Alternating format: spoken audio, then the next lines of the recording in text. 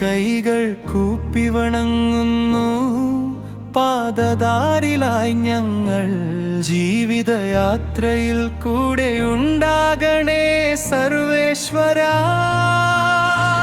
ചിന്തയിലും വാക്കിലും പ്രവൃത്തിയിലും നീ നിറയണേ.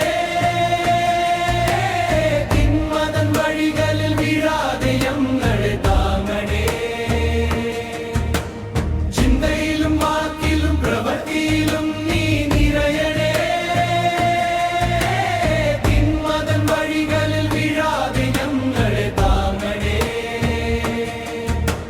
ഹൃദയത്തിൻ വാതിൽ തുറന്നു നിന്നെ ഞാൻ തേടുന്നു. സ്നേഹത്തിൻ ദീപമായി ഉള്ളിൽ തെളിഞ്ഞു നിൽക്കണേ. ജോലികളിലും യാത്രയിലും തുണയായി വരണേ.